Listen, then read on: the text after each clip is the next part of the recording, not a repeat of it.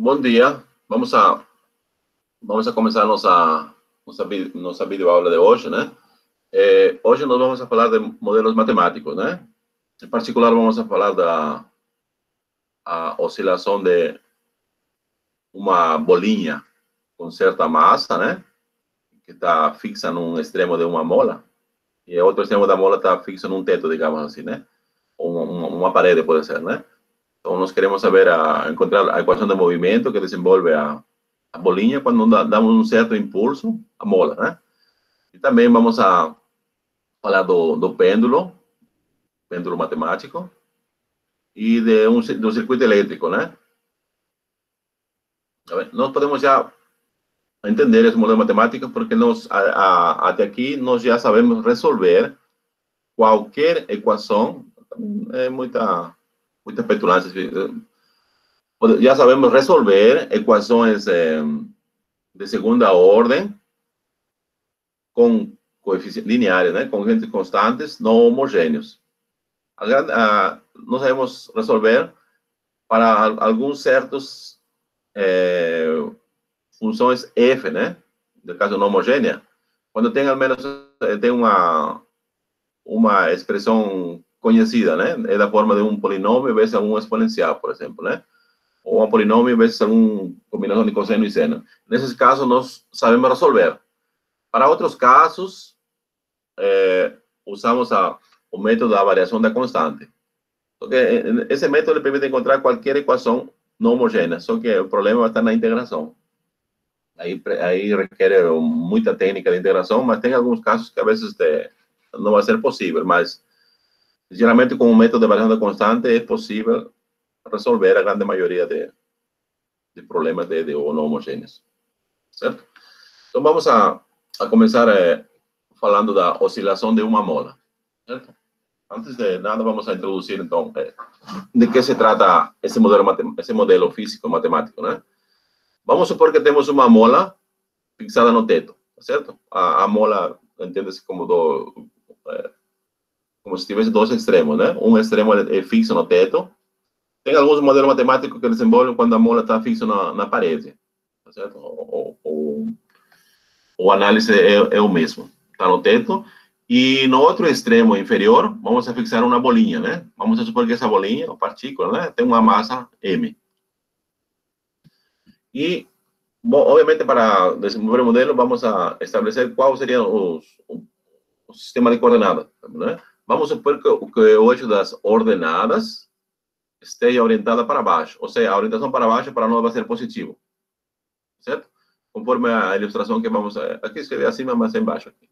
Vou escrever aqui para você. Esse aqui aqui seria o teto, né? Aqui nós temos o teto, certo? E aqui temos a mola, certo? A mola, e aqui ao final da mola temos uma bolinha aqui. E o eixo das ordenadas é positivo porque está orientada para baixo, certo? Esse aqui estou escolhendo, mas nada impede que você escolha a orientação positiva para cima. Nesse caso, para baixo, tá certo? Essa é a mola que nós temos aqui. Também vamos supor que a origem de coordenadas, 0, 0, né? Coincide com o centro da bolinha. A origem de coordenadas. Aqui não desenhei o eixo das abscissas porque o movimento vai ser só o vertical. Certo? Então, não interessa aqui. Então, aqui a origem de coordenadas, que está aqui, né? Ela corresponde com o centro da bolinha. Certo? Quando a mola, obviamente, encontra-se em estado de equilíbrio, né? Tem uma quietude aqui, tá? No instante T, em certo instante, que vamos chamar T0, né? Vamos a dar à bolinha um impulso, uma velocidade instantânea, né? Vamos a tirar do estado de equilíbrio através de um impulso. Esse impulso é manifestado através vamos esticar a mola em sentido vertical para baixo, tal como mostra aqui. Então, vamos a dar um deslocamento aqui, né? Quando damos aqui um impulso, sentido de deslocamento que está aqui, o que vai acontecer? O centro da bolinha, ele vai realizar um movimento. Esse tipo de movimento é um movimento oscilatório.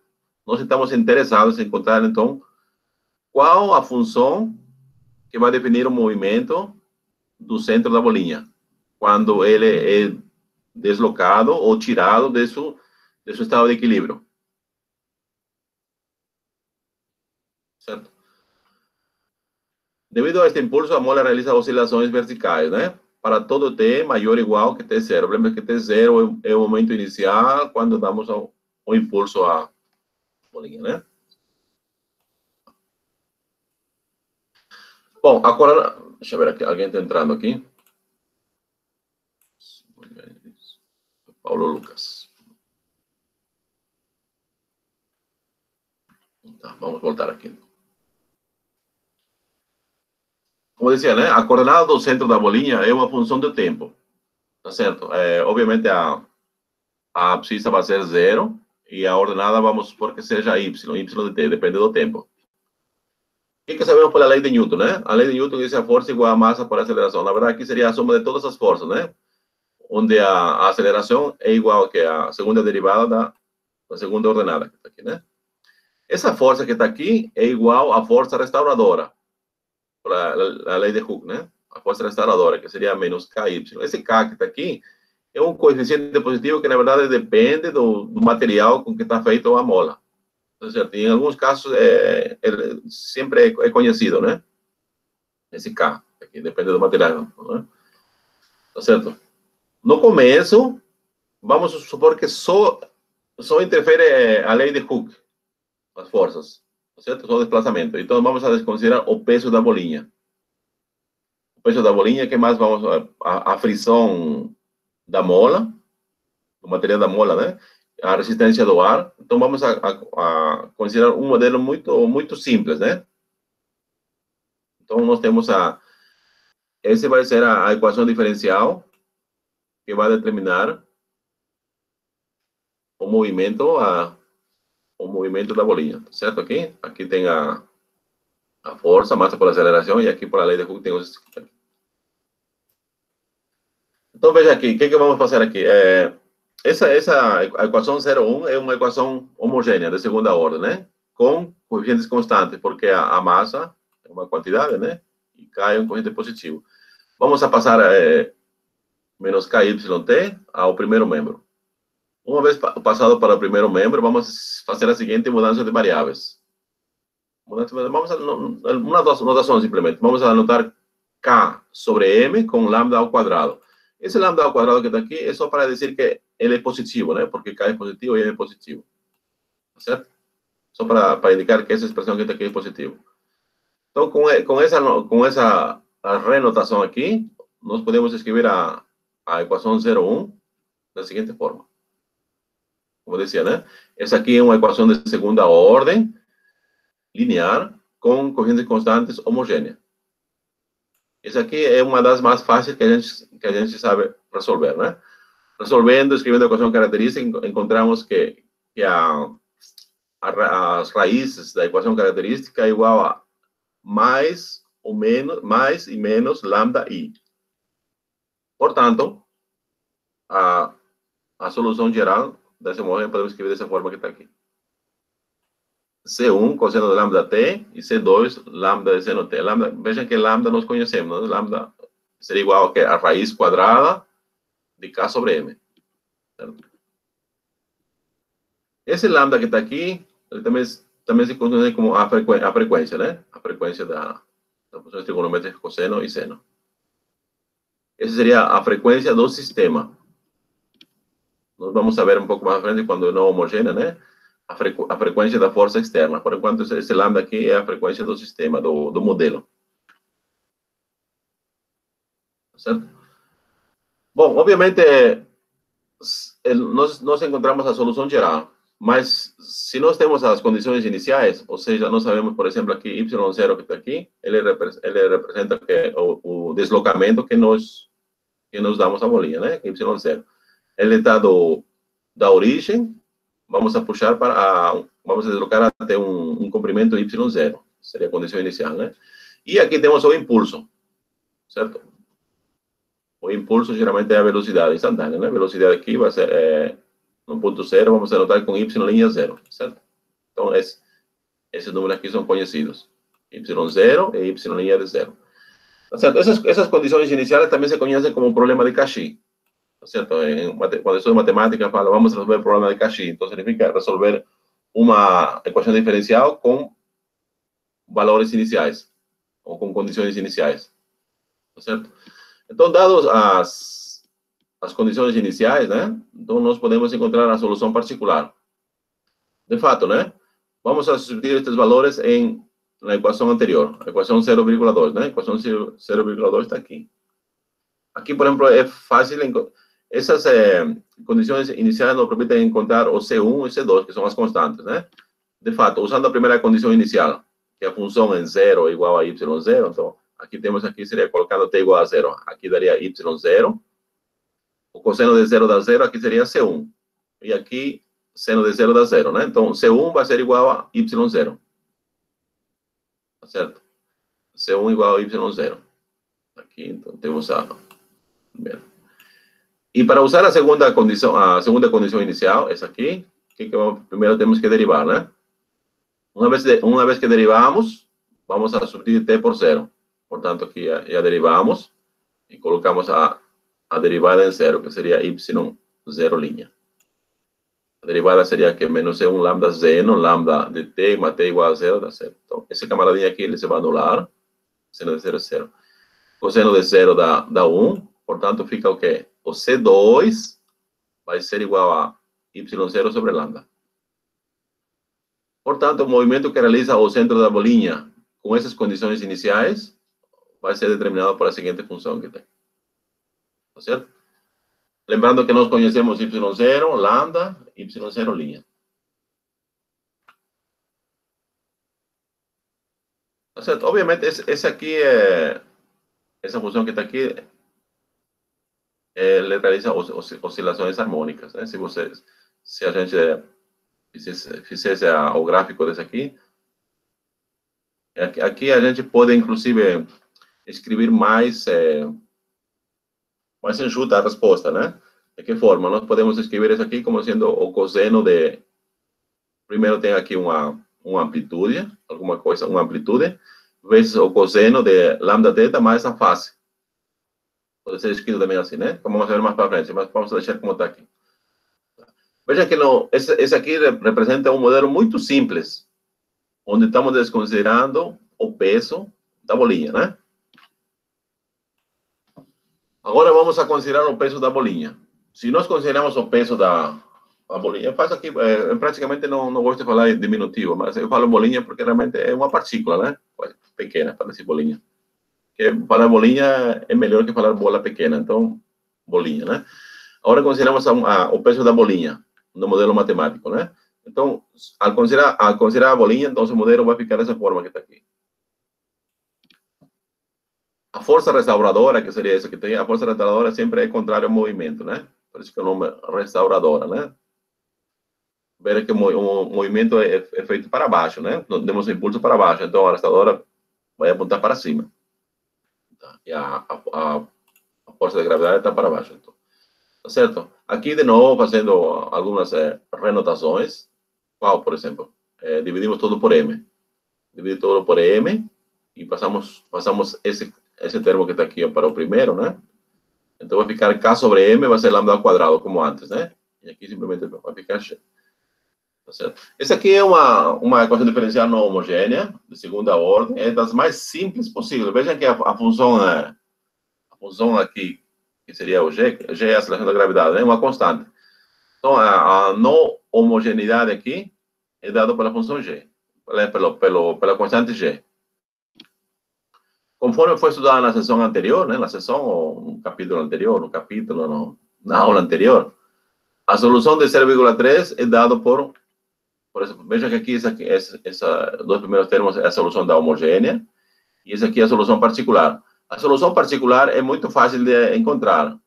Vejam que o G, que está aqui, ele pode ser escrito como sendo G vezes exponencial de 0t. Tá certo? Como 0 não é raiz de equação característica, portanto, a solução particular vamos a procurar como sendo o quê? A constante. Como sendo uma constante. Como a solução particular é uma constante, que temos que encontrar, então, o que acontece aqui? Quando é constante, a segunda derivada vai dar 0, aqui vai ser constante. Então, vai ficar aqui, lambda ao quadrado vezes a constante igual a g. Portanto, a constante vai ser igual a g sobre lambda ao quadrado. Está aqui. certo? Por isso que essa aqui é a cara da particular. Tem isso aqui. Tudo bem, pessoal? Tá tranquilo? Vamos aqui ao chat para ver as manifestações. Bom, sinal de silêncio, que sinal está tudo bem, né? Vamos aqui, está tudo ok. Francisco Lucas, muito bom. Vamos a voltar então para os slides. Bom, obviamente aqui podemos de novo usar para essa equação, podemos usar as condições iniciais, né? Usando as condições iniciais, então uma solução particular vai ser dessa forma que está aqui. Muito bom. Agora, vamos agora a completar nosso modelo, fazer um pouco mais real, e vamos a considerar agora a resistência do ar e a fricção que aparece na mola, por exemplo, né? Na prática, essa força se escreve da seguinte forma, menos beta y, né? O beta é um corrente positivo, né? Que ele caracteriza ou depende do o meio ambiente onde ele está inserido, né? Pode ser no ar mesmo, no meio ambiente, pode ser embaixo de uma substância líquida, por exemplo, né? Pode acontecer isso aqui. E da mola, né? De que é feita a mola. Então, assim, a equação diferencial do movimento de centro da bolinha pode se escrever na seguinte forma, né? Temos aqui agora a mais completinha aqui, né? Veja que aqui estamos incluindo agora esse camaradinho aqui, menos beta y. E aqui, tal como foi feito na anterior, vamos a deixar mg do lado direito e os demais vamos a passar para o lado esquerdo. Uma vez passado para o lado esquerdo, vamos a dividir tudo por m. Divide tudo por m, aqui vai ficar 1, aqui vai ficar menos k sobre m, e aqui fica menos beta sobre m. E vamos a fazer aqui a seguinte mudança de variáveis. Vamos indicar com mi beta sobre m, que seria na verdade, o coeficiente de y linha. Tá certo? E k sobre m como antes, então vamos indicar lambda ao quadrado, né? Obviamente, mi também é maior que zero, né? Certo? Porque o beta é positivo e a mais também é positivo. Não temos, então, essa equação também é uma EDO linear, de segunda ordem, com coeficientes constantes, não homogêneos. Como que se resolve essa EDO? Essa EDO, como vimos na aula passada, né? Ele vai depender das raízes da equação característica. Certo? Além das raízes, também vai depender de como é dada a função. Aqui, como a função aqui é de modo fácil, é uma constante, né? Então, a função se vai procurar como uma constante, nesse caso aqui. Desde que o zero não seja a raiz da equação característica. Então, vamos lá. Agora, como dizia, vamos analisar o tipo de solução da equação anterior. 0,5 é essa equação aqui, certo? Que é a mesma aqui. Essa aqui seria a mais simplificada, né? Vamos encontrar a raiz dessa equação característica, né? Então, assim, escrevendo a equação característica do anterior, nós escrevemos assim. Eu não vou usar, eu usei na aula passada o K, né?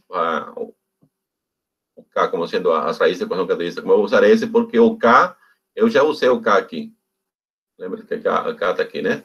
O K é o coeficiente do deslocamento da força restauradora, né? Então, para não confundir, eu vou usar o S, como sendo as raízes, né? Então, eu tenho essa equação característica que está aqui, tá certo? Então, essa equação característica que está aqui, ela tem duas raízes, né? As raízes são dadas por essa fórmula que está aqui, certo? Nós sabemos que mi, lambda, né? Eles são constantes, não sabemos que tipo de constantes são, né? Então, dependendo disso, a gente vai analisar as possíveis raízes, por exemplo, né? De acordo com a dureza das raízes, temos três casos. O primeiro caso, ele vai realizar um movimento oscilatório com super amortecimento, se chama assim, né? Isso acontece quando a expressão que está dentro da raiz é maior que zero. Aqui. Maior que zero. Obviamente, se o discriminante, que também se chama, é maior que zero, né? Nós vamos a ter duas raízes reais. Tá certo? Duas raízes reais diferentes. Esse 1 e esse 2 vão ser diferentes. Mas se você observa, essas duas raízes reais são negativas, né? Porque aqui nós temos, veja aqui temos menos mi, e aqui dentro da raiz temos mi ao quadrado menos alguma coisa positiva. Então, quando sai a raiz quadrada, essa aqui vai ser menor que mi, certo? Então, seja aqui positivo ou negativo, nós temos menos mi, mais ou menos alguma coisa que é menor que mi. Portanto, as duas raízes são negativas. Tá certo? Como as raízes são reais e diferentes, nós sabemos que a solução homogênea podemos encontrar dessa forma que está aqui, como uma combinação linear da exponencial S1t e exponencial S2dt. Tá certo? Aqui, de novo, remarcamos a ideia de que são negativas. O que significa isso? Quando o t tende para infinito, a solução da homogênea, ele vai para zero. Neste caso, dizemos que não há oscilação. Por isso que é superamortecimento, né? Tem aqui nesse caso, quando o discriminante da equação característica é maior que zero, nós temos um movimento oscilatório com superamortecimento. Ou seja, quando não há oscilação. Tá bom? Seria o primeiro caso, né? O segundo caso, movimento oscilatório com amortecimento crítico, quando o discriminante é igual a zero. Se o discriminante é igual a zero, como sabemos, então a equação característica tem uma raiz de multiplicidade simples, ou duas raízes iguais, que é a mesma coisa, né? E nesse caso, a raiz vai ser igual a menos mi sobre 2. Mi é positivo, portanto, as raízes são negativas, né? E se as duas raízes são iguais, portanto, a solução de homogênea podemos escrever dessa forma que está aqui. Certo? Exponencial de S1t vezes C1 mais C2. Aqui não é S2, aqui é T. Troquem S2. Eu pensei que tinha trocado aqui. Esse é S2 que está aqui. Ele é T, na verdade, né? C2T, não é S2, não. Tá como eu fiz aqui. E foi um lapso. Então, esse S2 que está aqui, na verdade, é T. Então, como S2 são negativas porque são iguais a essa que está aqui, né? Também observamos que o limite desse aqui, da função homogênea, quando t vai para infinito, ele tende para zero. Certo? Vai para zero. E nesse caso, também dizemos que o amortecimento aqui suprime as oscilações, né? Não tem vibração, suprime as oscilações. Nesse caso, temos uma equação que determina um movimento oscilatório com amortecimento crítico, quando o discriminante é igual a zero. Agora, o último caso que precisa analisar é quando o discriminante é menor que zero. Já analisamos quando era maior que zero, agora quando é menor que zero. Quando o discriminante é menor que zero, o movimento oscilatório chama-se movimento oscilatório com subamortecimento. Subamortecimento. Então, no caso de que o discriminante é negativo, nós temos aqui duas raízes complexas conjugadas, né? A raiz complexa conjugada seria assim. Primeiro vamos escrever esse 1. Esse 1 vai ser menos, vamos tomar com mais, né? Mais aqui. Aqui dividimos essa fração em duas. Menos mi meio sobre 2 está aqui. E aqui mais. Aqui. E agora, veja o que eu fiz aqui para trocar. Aqui vou trocar. Se eu troco de ordem, escrevo aqui. Mi quadrado menos 4 lambda ao quadrado. Vou escrever como sendo menos 4 lambda ao quadrado menos mi ao quadrado. Uma vez que faço isso, tenho a raiz quadrada de menos 1, é pi, aqui. E depois fica assim, né? Agora, esse camaradinho que está aqui já é maior que zero. Certo? Porque eu inverti aqui. Então, eu vou indicar, o que eu vou indicar? Raiz quadrada de 4 lambda ao quadrado menos mi ao quadrado sobre 2, eu vou indicar como sendo ômega, que está aqui. Certo? Eu não escrevi, mas essa é a notação que eu fiz, né? Ômega vai significar o quê? Raiz quadrada de 4 lambda ao quadrado menos mi ao quadrado sobre 2. Tá bom?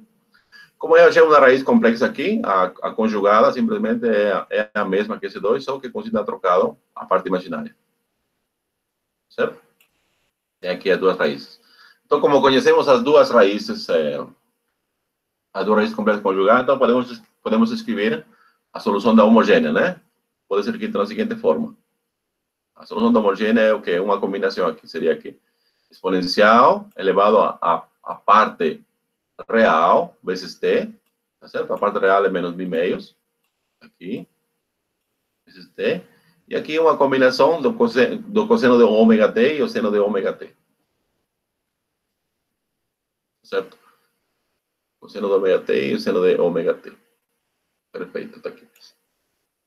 De novo, né? Como menos mi sobre 2 é negativo, se nós tomamos o limite dessa solução da homogênea, né? Vemos que também é igual a zero. Mas nesse caso, nós dizemos que as oscilações decaem a zero, né? À medida que t vai crescendo.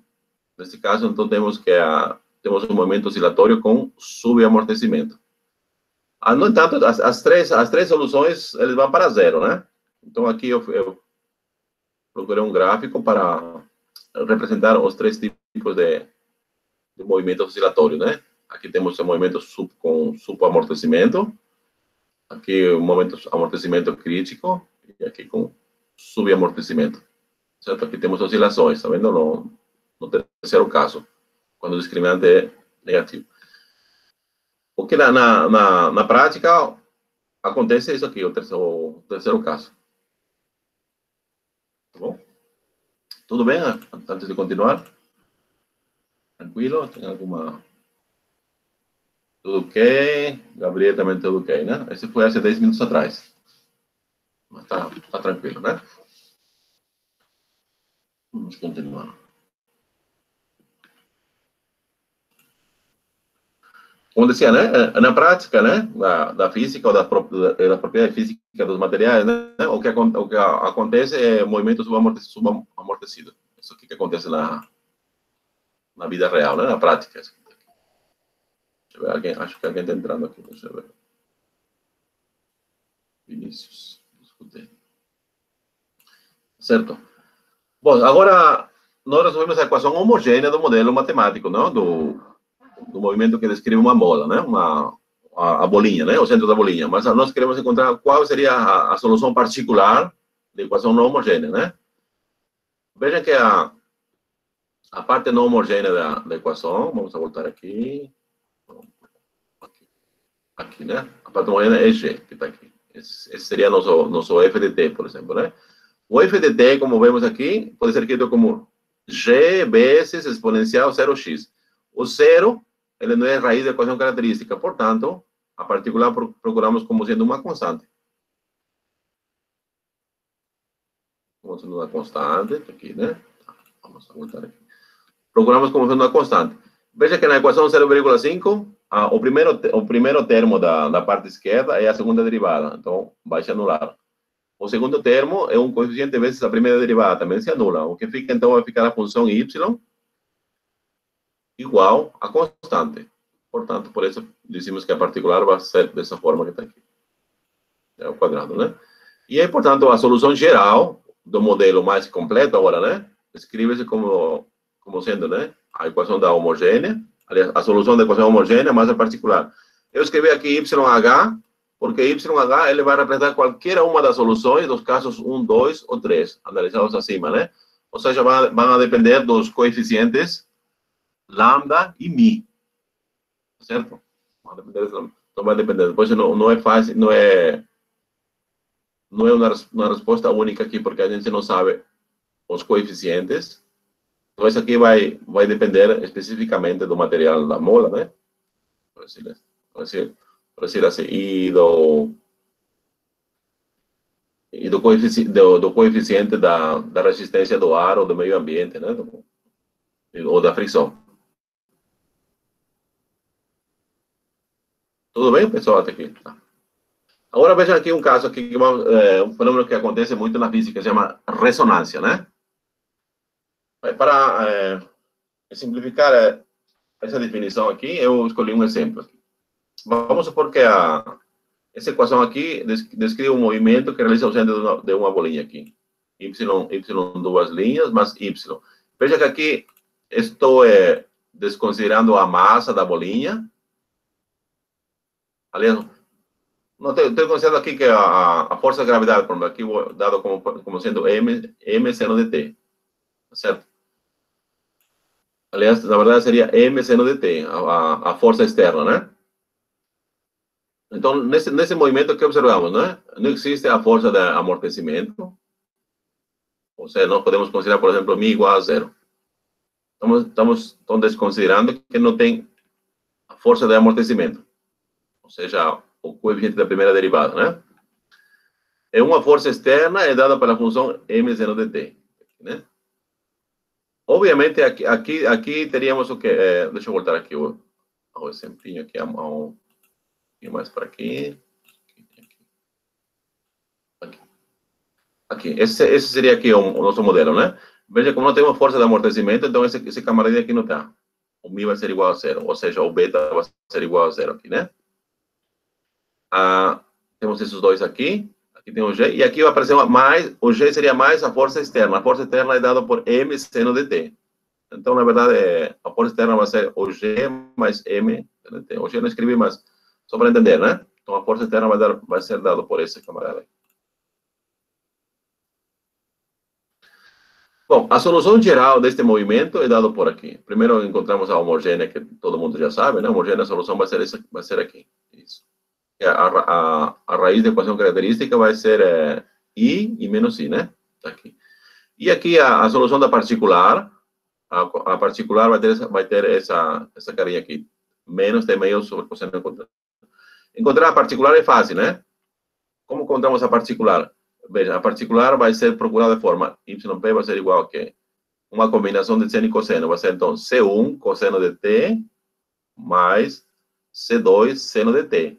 Mas o que acontece aqui? O SDCT, ele corresponde, a frequência aqui vai ser igual a 1, a mesma que do sistema. Por isso, procuramos a solução particular em que forma? C1T vezes cosseno de T mais C2T vezes seno de T. Obviamente, no processo aqui, o C1 vai igual a 0 e o C2 vai ser igual a menos 1/2. Por isso que, aliás, o C1 é igual a menos 1/2 e o C2 é igual a 0. Por isso, a particular ficou dessa forma que está aqui. Tal como vimos na resolução na aula passada. Certo? Procurar a particular. Por que multiplicamos por T? Porque dizíamos que o I é a raiz da equação característica. Então, por que escolhemos esse exemplo que está aqui? Vejamos aqui, então, né? Observe que a solução particular,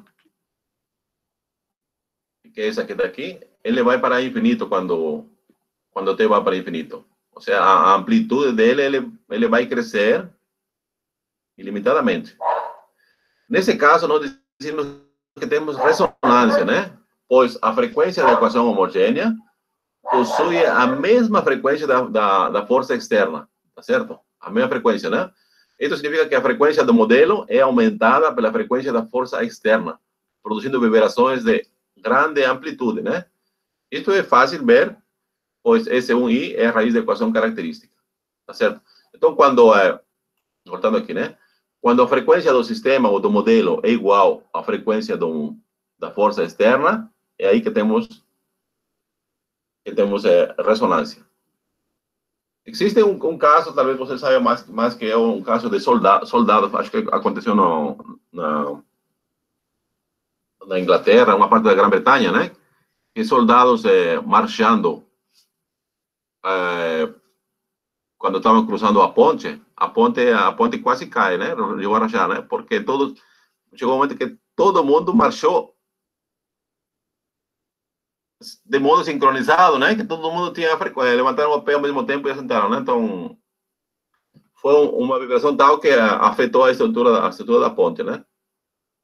Então, nesse caso, aí tivemos uma ressonância, né? Certo? Existem exemplos interessantes, né?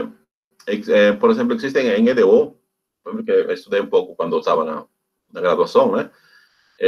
Métodos para eliminar os termos ressonantes. Esses termos ressonantes, eles atrapalham a solução, né? Porque quando você quer encontrar uma solução de equações não lineares, quando você quer encontrar, você como não tem um método para resolver não lineares, então você procura através de série de funções. Então, quando você tem uma série de potências, né? Que na verdade, seria a série de Poincaré. Quando você quer encontrar uma solução, você quer que a solução através de série, você quer que essa série converja. Porque quando a série converge, ele tem propriedades muito ricas, né? Que você pode derivar e integrar. Agora, se tem termos ressonantes, a série obviamente não vai convergir, certo? Vai para infinito, né? Então, existem métodos para eliminar esses fatores ressonantes, né? Esse se chama método de perturbações, por exemplo, que você usa, né? É interessante, mas voltando ao nosso assunto, né? Então, o fenômeno de ressonância, ele aparece quando a frequência do modelo matemático ou sistema, né, é igual à frequência da força externa. Tudo bem, pessoal? Alguma dúvida em relação a isso?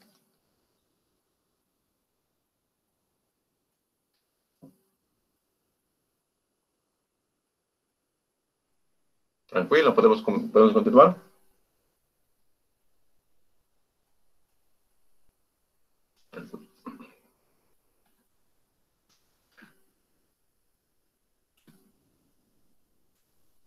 Bom, o próximo modelo matemático que vamos a considerar vai ser a oscilação de um pêndulo, né? Aqui já desenhei. Veja aqui também, ele tem aqui uma linha, certo? Que está fixada aqui, o extremo aqui no teto. E no outro extremo aqui temos uma bolinha aqui, tá certo? A bolinha de massa M. E aqui damos um pequeno, digamos, uma abertura a certo ângulo. Aí soltamos. Então, quando soltamos, vamos a realizar um movimento. O movimento vai ser circular ao longo de um arco de um círculo, na verdade, aqui, né? Que está escrito aqui. Na verdade, esse que está aqui, ele vai ser o movimento, nessa trajetória que vai ser realizado o movimento, né? Aqui temos a tensão. E o movimento aqui vai ser nesse plano que está aqui. Então, aqui nós temos a componente, que vai ser, na verdade, a força, vamos dizer, restauradora, né? Que vai ser a componente tangencial do peso, né? Que se calcula facilmente, vai ser menos mg seno de θ. Porque, como dizemos, isso aqui sempre contrário ao movimento, né? Então, vejamos aqui. Depois voltamos ao gráfico. Então, um pêndulo simples, né? Ele vai consistir de uma bolinha, vamos colocar bolinha, né? De massa M, pendurada em uma corda inextensível, né? Vamos supor que a corda, né? Ela é imaterial, não tem massa, né? E a gente não pode, ele não pode ser esticado, né? Ele permanece fixo. E o comprimento dele, vamos supor que seja L. O comprimento aqui, o comprimento da cordinha. Quando deslocado a bolinha para um certo ângulo inicial, por exemplo, é liberado, o pêndulo, sob a ação da força da gravidade, vai oscilar no plano vertical, né? A equação do movimento para o pêndulo pode ser obtida da seguinte forma, veja aqui. Aqui temos essa força restauradora e aqui a força, né? Certo? T ao quadrado. Ou, vamos a passar tudo para o primeiro membro e simplificar por M, certo? Feito esse cancelamento, fica dessa forma que está aqui. Nós entendemos, então, chegamos a uma equação diferencial de segunda ordem, não linear. Não linear. Vejam porque a variável é desconhecida, a função desconhecida é θ, né? E aqui nós temos seno de θ. Certo? Resolver essa simples equação é uma tarefa muito complicada. Não vou dizer impossível, mas é muito difícil. A integração dele produz integrais elípticas, né? Que são muito complicadas de fazer. Apesar que existem tabelas já para encontrar as elípticas, mas é uma tarefa muito complicada. Tá certo? Então, o que vamos fazer, vamos fazer o seguinte. Vamos a considerar aberturas muito pequenas do ângulo. Vamos supor que o ângulo seja muito pequeno.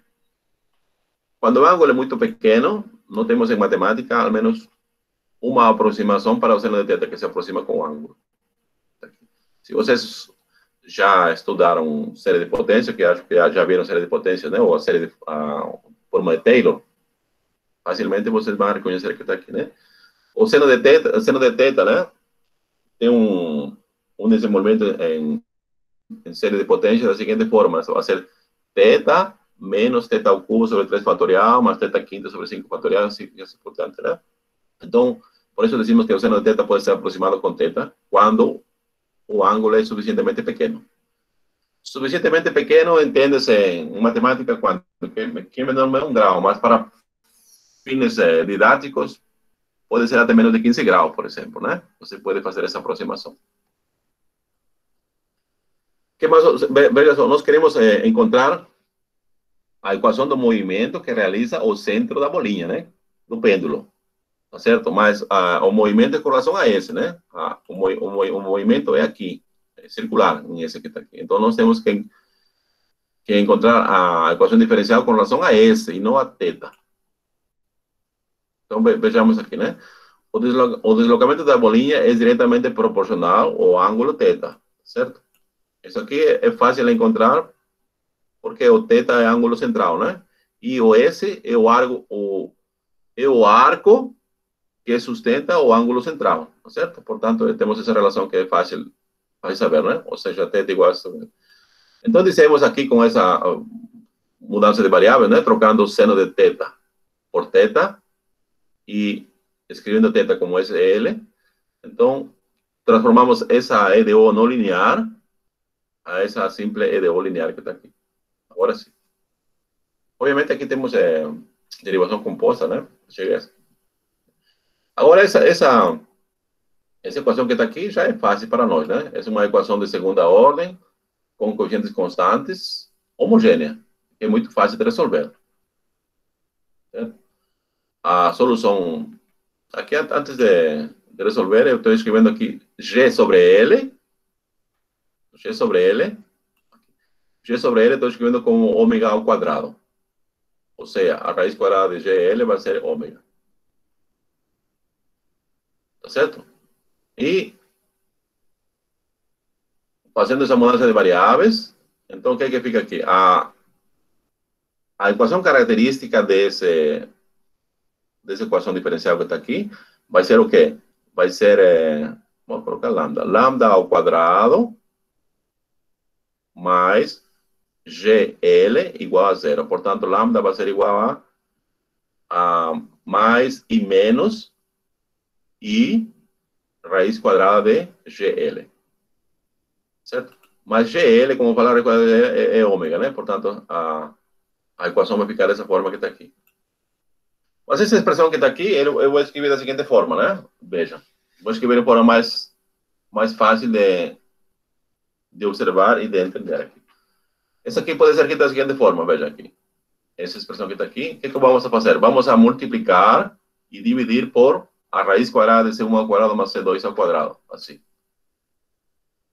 É fácil ver essa expressão que está aqui, C1 sobre a raiz quadrada de C1 ao quadrado mais C2 ao quadrado, e C2 sobre raiz quadrada de C1 ao quadrado, eles são menores ou iguais a menos 1, a menores que menos 1 e maiores que menos 1. Depende de C2. Se 2 é negativo, então esse aqui é maior que menos 1. Se C1 é positivo, então é menor que menos 1. Tá certo? Então, nós podemos escrever, então, que C1 sobre a raiz quadrada é por módulo menor que 1. Menor ou igual a 1. Se por módulo é menor ou igual que 1, então ele vai atingir todos os valores que estão nesse intervalo. Entre menos 1 e 1. Portanto, o que significa isso? Significa que ele adquire todos os valores da função seno ou cosseno. Ou seja, para um determinado C1 e C2, vai existir um ângulo cujo seno seja igual a esse que está aqui. Ou cosseno, por exemplo, aqui. E vai existir um ângulo cujo seno seja igual a essa expressão que está aqui. Tá certo? Por isso criamos assim, né? C1 cosseno de psi, onde cosseno de psi é igual a esse camaradinha que está aqui.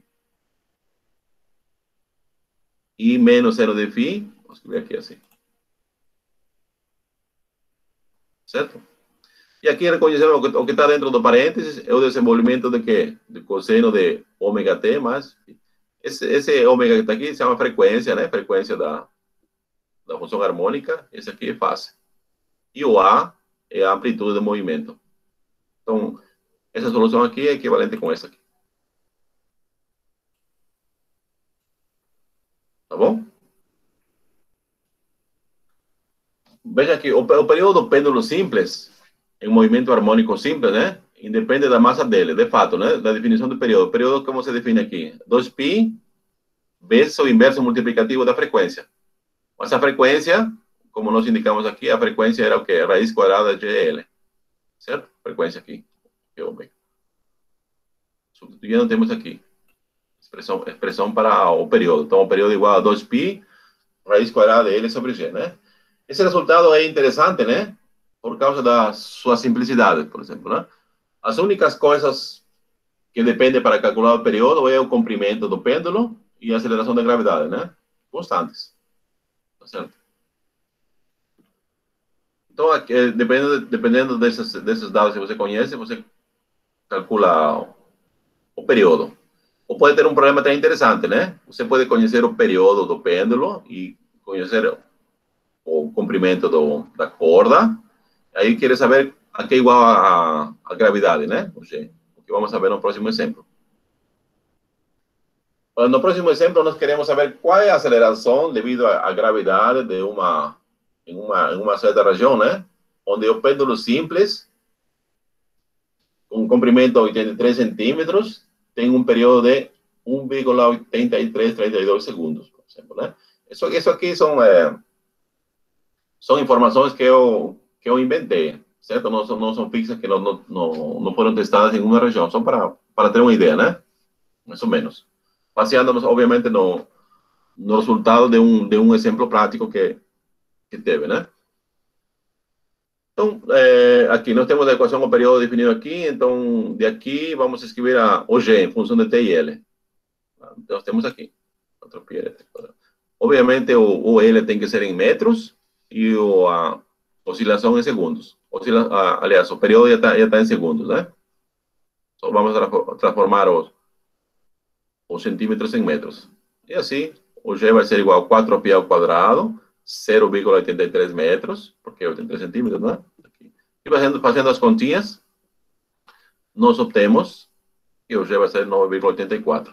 É um pouquinho maior da conta. Como eu falo, né? Esse aqui não são dados práticos, né? Eles foram mais ou menos condicionados ao resultado prático. Eu mudei um pouquinho os valores, né? Só para mostrar um exemplo. Então, na verdade, não é que se você tem aqui um comprimento do pêndulo desse tamanho que está aqui, né? E o período que está aqui. Eu não sei se o período também é esse aqui. Como eu falei, eu só inventei esse período que está aqui.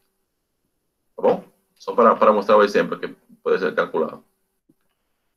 Mas, em princípio, você pode, dependendo da região, você pode calcular, em forma prática, você pode construir seu pêndulo, medir quanto mede o comprimento, e pode calcular o período.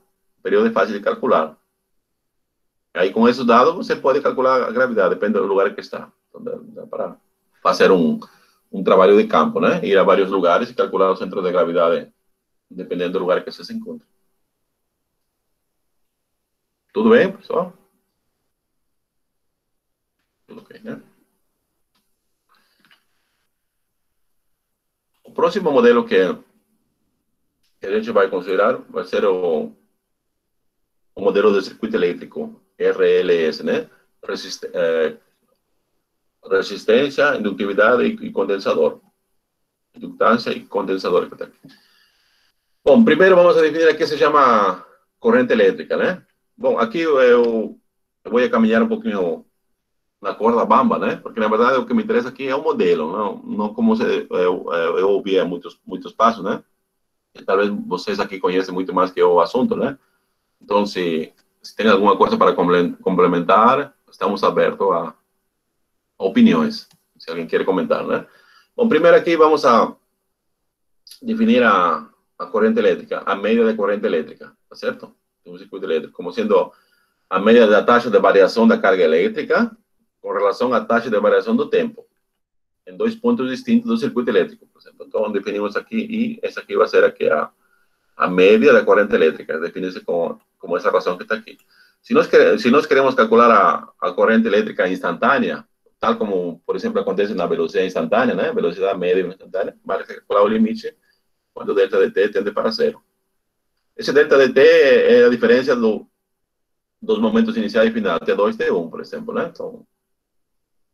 Então, esse aqui vai representar, o IDT, ele representa a velocidade da carga elétrica, né? O que é a carga elétrica, tá certo?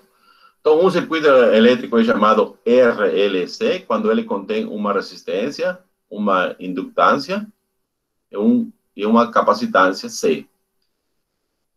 E, obviamente, tem que ter uma força motriz, eletromotriz, né? Tá aqui. Aí, por isso aqui vamos mostrar um circuito RLC com uma força eletromotriz. Aqui temos a resistência, né? A capacitância e aqui a indutância que está aqui. E aqui a corrente elétrica circula ao longo dele. Obviamente, aqui a força eletromotriz ele é entendida como seria como que a voltagem de uma pilha, por exemplo, né? E aqui você pode colocar um interruptor, né? Liga, desligar. Se desliga, não tem fluxo, não tem corrente elétrica. Se liga, a corrente elétrica continua, né? Então, nós queremos definir um modelo de tal forma que mida todas as quedas de voltagem desse circuito elétrico. Nós temos pela lei de voltagem de Kirchhoff, né? Nós temos que a soma de todas as quedas de voltagem é igual à voltagem da força eletromotriz. Estou fazendo aqui as quedas, né? Seria essa que está aqui, a resistência e aqui está aqui. Tá certo? E E é a força eletromotriz. Aqui vamos a substituir I pela derivada da carga elétrica sobre T, né? E dividindo por L, nós chegamos ao seguinte modelo. Que tá aqui. Então, esse aqui é o modelo matemático que descreve, né, a carga elétrica de um circuito RCL. Bom, nós chegamos aqui. Obviamente, precisa mais explicações para chegar a esse modelo, né? Como eu falei, a física não é minha área, mas o que me interessava é chegar a esse modelo. Uma vez chegado a esse modelo, aí percebemos que é uma equação diferencial ordinária, linear, com coeficientes constantes, onde a função desconhecida é a carga elétrica, Q. Certo? E isso aqui a gente já sabe resolver, né? Essa equação diferencial de segunda ordem, né? Modela as oscilações amortecidas em um circuito RLC, ou RCL. Se forem conhecidas, por exemplo, a condição inicial, a carga inicial, que é zero, e a corrente inicial. A corrente inicial, como sabemos, é o quê? É a derivada da carga elétrica, né? Por exemplo, que linha de zero é a mesma coisa que a corrente inicial em zero. Então, podemos determinar a carga particular do modelo 0,8. Tá certo? Assim, por exemplo, nós vamos a ver o próximo exemplo aqui. Tudo bem com relação ao modelo? Alguém quer adicionar alguma informação?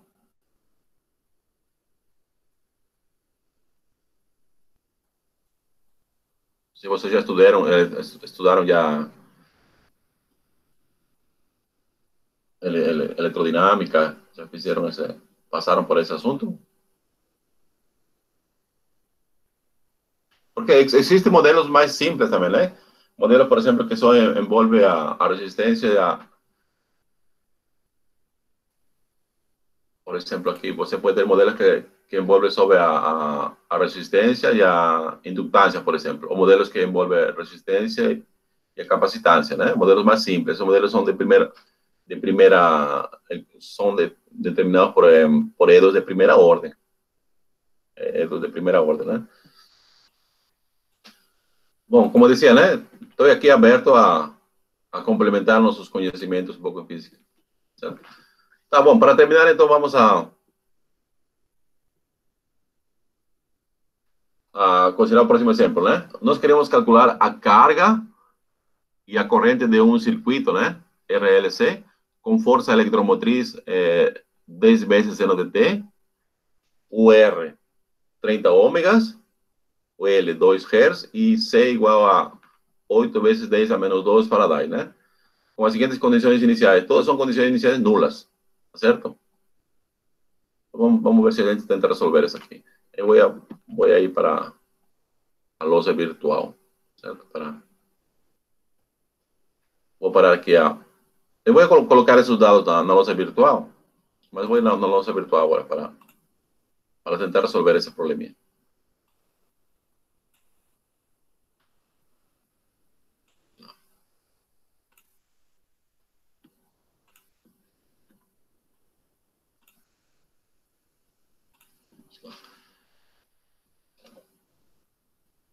Vamos ver.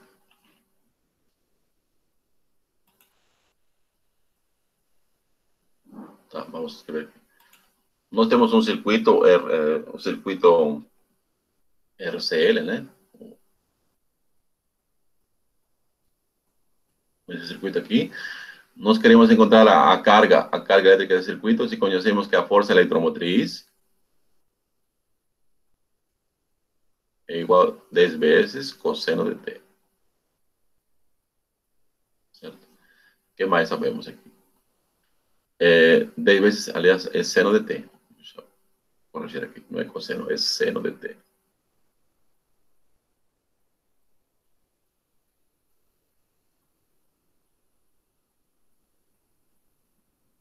Seno de T. O que mais sabemos? Sabemos que a resistência, 30 ômega.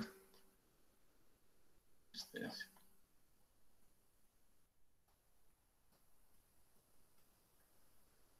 O que mais? Ainda temos que o L, 2 Hz.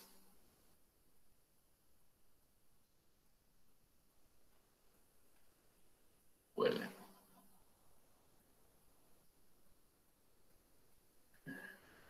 E o C, capacitância, né? C igual a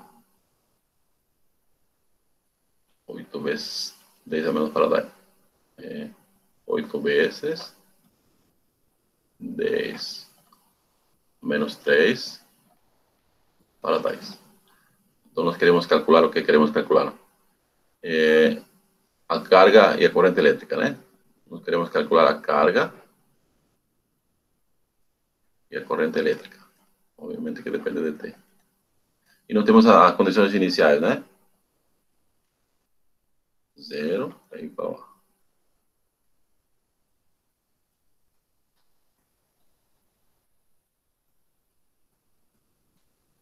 Certo? Então, vejamos aqui. Nós temos aqui nossa... Qual é a nossa equação aqui? Nossa equação era assim. Duas linhas, vou colocar T, né? Assim. Mais RL linha, RL linha e mais QLC. QLC igual a força eletromotriz, né? Força eletromotriz dividido por L. Certo?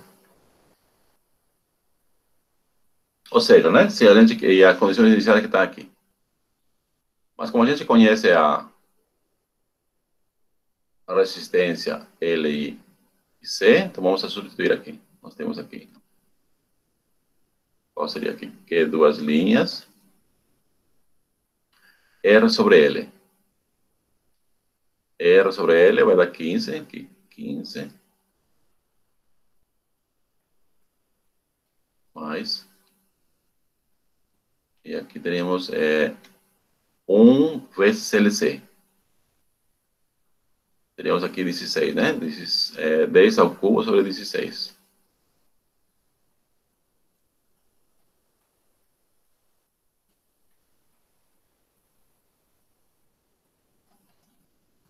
Igual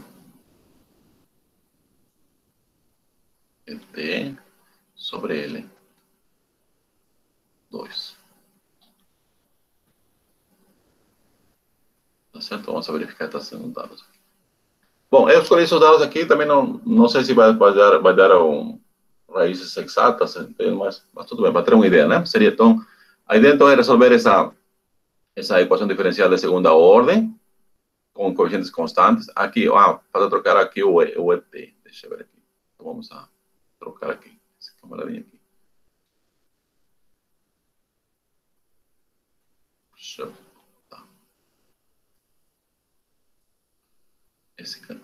A força eletromotriz é de que forma? É D vezes seno de T. Nós tínhamos 10 vezes seno de T sobre 2, então vai ficar aqui 5, né? 5 seno de T. Certo? Tá, então vamos à primeira equação característica, né? Então, como não tem K aqui, vamos colocar aqui K ao quadrado mais 15K mais 10 ao cubo sobre 16. Será que a gente pode alguma coisa aqui? 10 ao cubo sobre 16. Vamos colocar aqui. Se a gente pode vir aqui, vamos aqui, 100, né? Que teria quanto aqui? Seria 6. Não é? 6 por 6, 36, 96, 4. 4. Deixa eu ver, 4, né? 4, 16 aqui seria 2, 8. Assim, aqui 80. Então vou fazer uma coisa aqui. Em vez de 10 a menos 3, vou colocar 10 a menos 4. Não sei se vai resolver aqui. Só para evitar esses decimais aqui. Vou corrigir aqui. Professor, Oi. escreve 1000 como 100 vezes 10, divide 100 por 4, que dá 25, multiplica por 10 e divide pelo quarto restante. Fica mais fácil. É que eu, tá certo, 10 cubo sobre 16. É que na verdade, de qualquer forma, Paulo, né? Eu Sim, vou colocar 10 a 4, aí fica mais fácil. Aí ficaria 5, 625. sim, entendi. Tá certo? É só fazer uma pequena correção aqui. Correção não, só por comodidade. Em vez de menos 3, vou escrever menos 4, tá certo? O problema dava menos 4. Não, quando dá menos 3, se Ah, fosse tá, menos entendi, 3, vai dar entendi. Só fez um ajuste 72, ali no que você estava fazendo, tá? Entendi, entendi, vai entendi. dar 72,5. Sim, Só para evitar, né? E aqui, então, quando é a menos, aqui é 4, né? Vou colocar 4 aqui. Tá certo? Quando é 4, aí vai dar 625. Tudo bem, Paulo? justo. Tá bom? Só que um pequeno ajuste. Em vez de menos 3, vou colocar menos 4. Só para evitar. Eu deve ter pensado antes, mas tudo bem aqui, né? E aqui, também não sei se vai ser exatas raízes, né? Mas tudo bem, para ter uma ideia. Então, o K 2 vai ter a seguinte forma, né? E aqui eu tenho menos 15, mais e menos. E aqui tenho 15 ao quadrado, que na verdade vai ser 225, né? Assim, menos 4 vezes esse aqui. 4 vezes 5 são 20, né? Mais 2. 4 vezes 2 é 8 e 2, 10. 1. 4 vezes 2. Aliás, 4 vezes 6, 24 e 1, 25, né? Não, 4 vezes. Deixa eu ver aqui. Aqui, vezes 4. 4 vezes 5, 20. Vai 2, né? Aqui. 10, 10 vai 1. 4 vezes 6, Vai dar 24. 25, vai dar 2.500. 25, isso. 2.500, isso mesmo. 2.500 dividido por 2. Agora nós precisamos de 2.500 menos 225. Não sei se vai ser exato, tá vendo? Aqui já ficou um pouquinho complicadinho, né? Então aqui tem menos 15. Aqui vai ficar negativo dentro da esquadra. Então já temos, vou colocar aqui menos i, certo? E aqui vai ficar mais e menos ali. Mais e menos i, raiz quadrada. E agora eu prefiro, queremos colocar 2.500 menos 225. Quanto vai ser aqui? Vai ser 5. Acho que vai ser menos 2050. Não, peraí.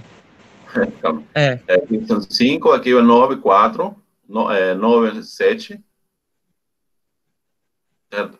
Aqui 4, 2. menos 1.275. Isso mesmo. Mas para não escrever menos, o que eu fiz? Coloquei o i para fora, né? Sobre 2, tá certo? Então, que agora o problema é que 2.205 ele não tem raiz quadrada exata, né? Ele deve ter escolhido algumas termos que está exato, mais ou menos. Alguém tem uma ideia, mais ou menos? Vamos ver, vou usar aqui minha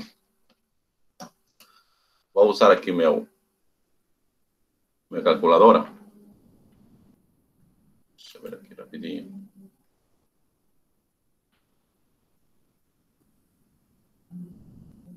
É 2.275, né? Mais ou menos. Isso, 2.275. Raiz quadrada. Mais ou menos a raiz quadrada vai ser 47 alguma coisa. Então, vou arredondar para 48. Só para fins práticos. Tá certo? Eu vou para fins práticos, eu vou colocar assim simplesmente, né? Vamos lá. Esse que está aqui vai ser igual a que menos 15 mais menos i. E aqui vou colocar 48.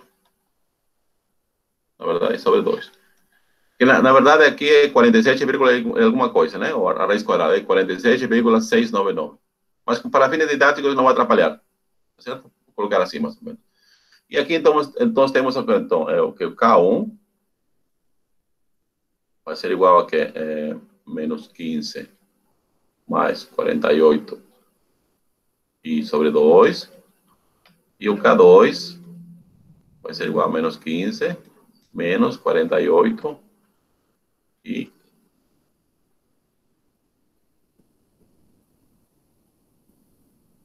menos 48 e sobre 2.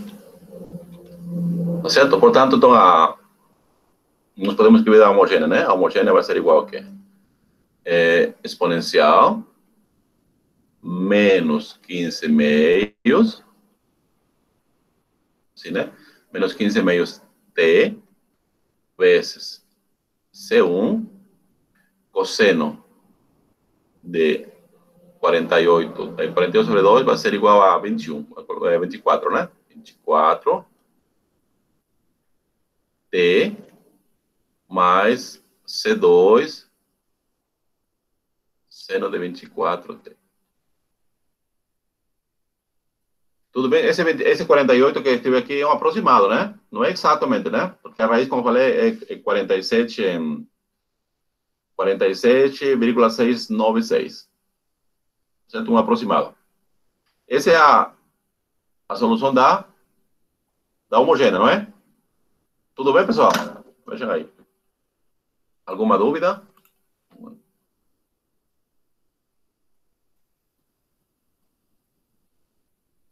Tranquilo, pessoal? Alguma manifestação?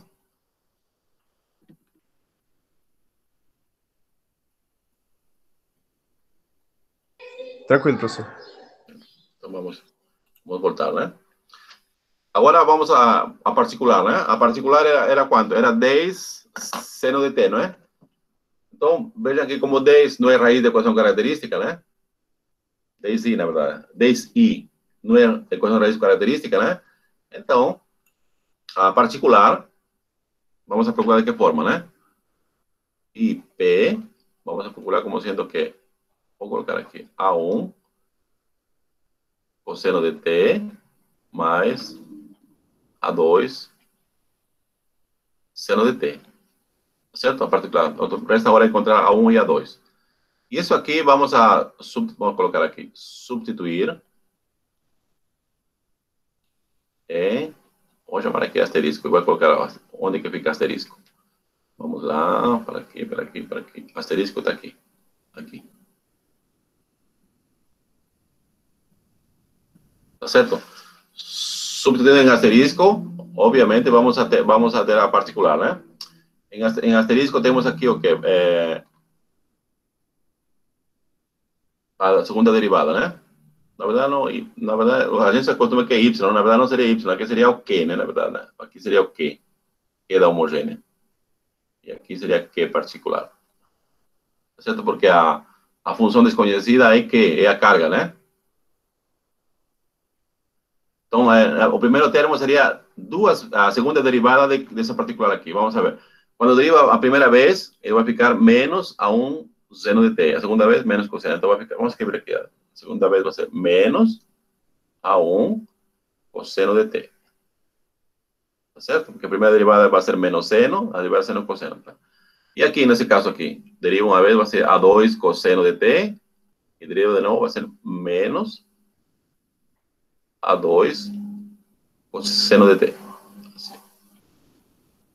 Essa aqui com relação ao primeiro, né? Vamos a ver qual é o asterisco. O próximo é 15 vezes a primeira derivada.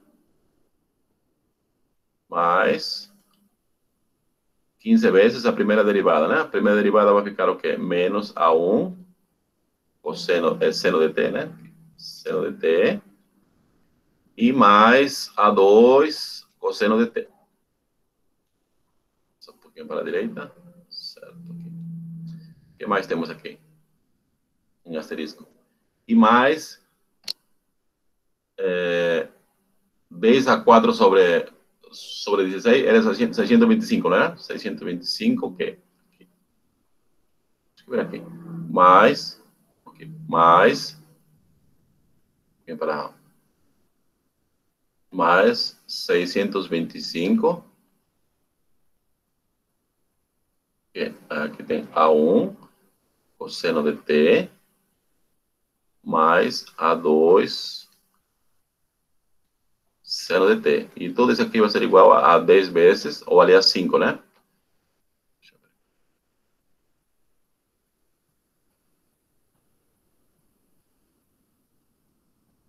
Vai ser 5 vezes seno de t.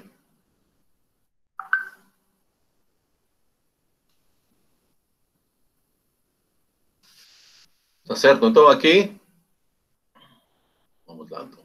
Temos essas expressões aí, né? Um pouquinho mais para a direita. Agora vamos igualar os coeficientes das respectivas funções, né? Nós temos aqui os termos. Só um minutinho aqui, acho que parece que alguém está tentando entrar. Não. Aqui vamos a igualar os coeficientes das respectivas funções, né? Primeiro vamos a escrever os coeficientes da função cosseno de t. Certo? Do lado esquerdo, nós temos aqui menos A1. Do lado direito, não, ainda temos o lado esquerdo aqui e aqui, mais 15. Aqui é 2, faltou aqui. Não, é isso. 15 é A2. O que mais? Mais 625 A1. Igual 0. Certo? Porque do lado direito não tem expressão com CNT. E agora os coeficientes dos termos que contém seno de t. Do lado esquerdo, menos A2. E aqui, menos 15 A1. E mais 625 A2. E tudo isso aqui igual a 5. Então, vamos a tentar resolver agora. Nós temos aqui 625 menos 1 vai ser 624. 24A1 igual a menos 15 A2. Certo?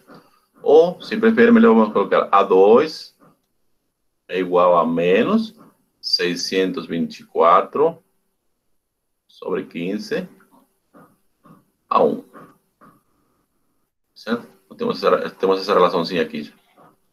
Da segunda equação, nós temos de novo, né?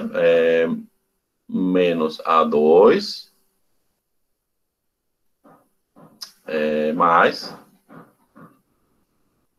625 menos 15 vai ser quanto? Vai ser 610 A1 igual a 0. Portanto, temos que A2 é igual a 610 A1, né? 610 A1. Deixa eu ver. Não. Faltou 5. Veja aqui, tá vendo aqui? Aqui faltou 5. Aqui. Não é 0, não, porque tem 5 aqui. Vamos apagar aqui. Aqui é. Isso, vamos colocar aqui. Aqui é 5, né? Sim. E aqui faltou mais 5. Não está certo, agora está certo. igual a 5. E aqui então faltou A2 vai ser igual a 610 a 1 e mais 5, né?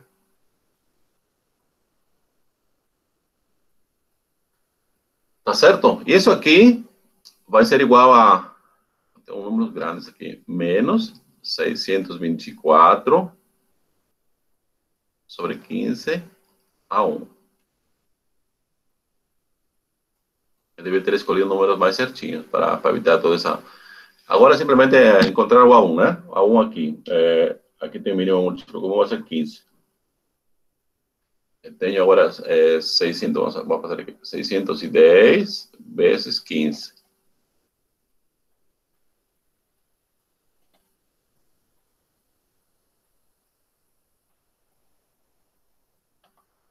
Zero, 5, 1, 9, né? Certo? Então vai ficar assim, vai ficar aqui 9.150 a 1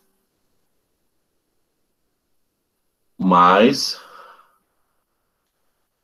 75, né? 75 igual menos 624 a 1. Passa para aqui, então vamos a escrever aqui.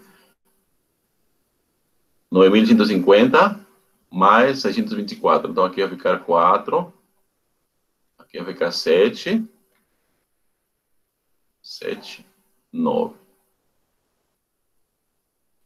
A 1 igual menos 75.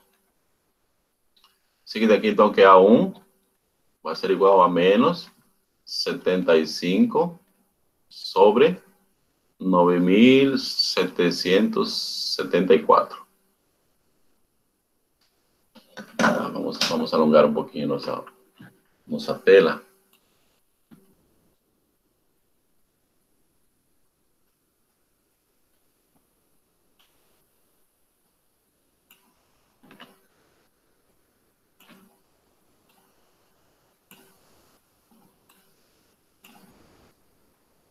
Um pouquinho, terminamos.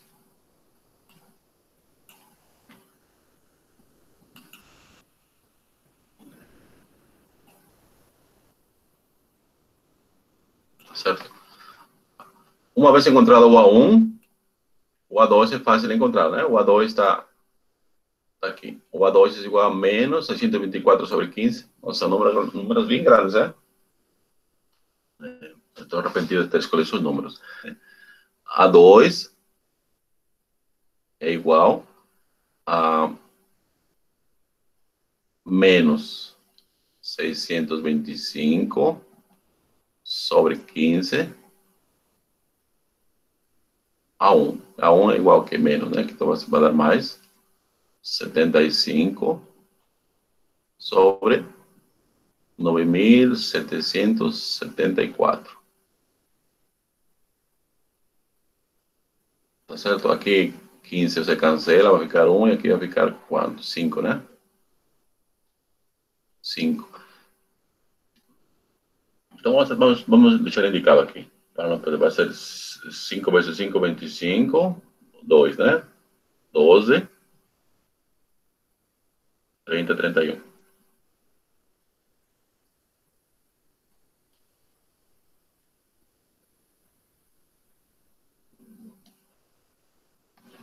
Certo? Esse vai ser o A2. Portanto, né? Nós temos aqui a solução geral, ou seria o quê? Vou dar aqui, né? O quê? Vai ser igual que como calculamos aqui? Qual foi a homogênea? A homogênea, cadê a nossa homogênea? Está aqui. Nossa homogênea seria exponencial menos 15 sobre 2, né? Isso aqui não vai, não.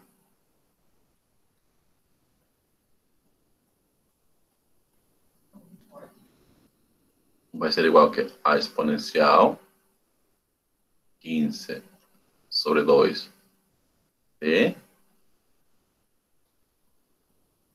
aliás, menos 15 sobre 2 menos... aqui nós temos aqui C1 cosseno de 24 e mais C2. Essa homogênea, né? Mais a particular, A1 já foi calculado aqui, A1 tá menos 75, menos.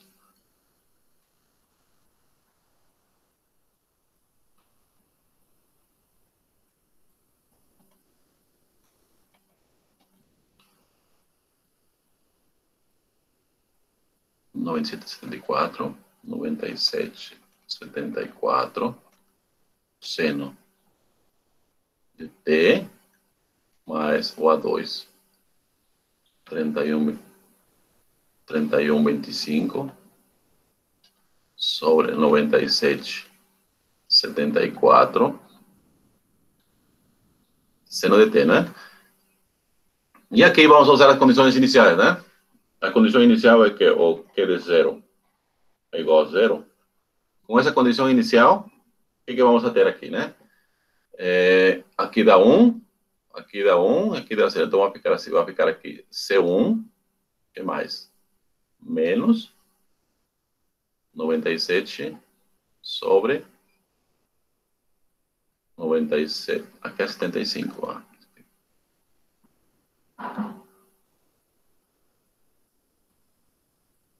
Com esses números horrorosos é fácil errar. 75, 97, 74. Assim, né? Que aqui vai dar 1 e aqui dá 0. Isso aqui é igual a 0. Ou seja, C1, já encontramos já, né? É 75 sobre 97,74. Perfeito. Agora vamos usar a segunda condição inicial, né?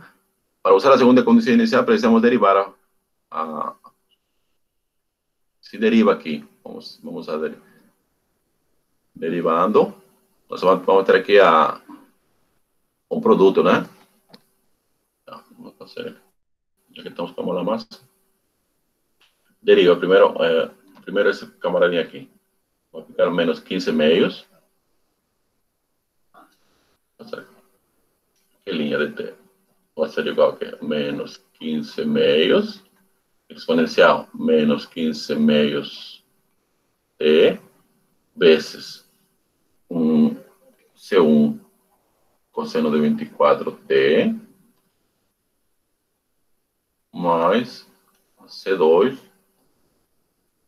seno de 24T, né? Sim. Mais, agora fica aqui, E menos 15 meios de T. E agora vamos derivar aqui. Isso aqui vai dar menos 24, C1 seno de T. E aqui vai ficar mais 24, C2 cosseno de 24T. Assim. Certo? Esse aqui é derivado do primeiro termo. E aqui tem as derivadas, essas aqui.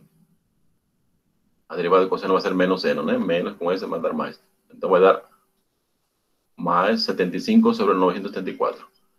Mais 75 sobre 96,74.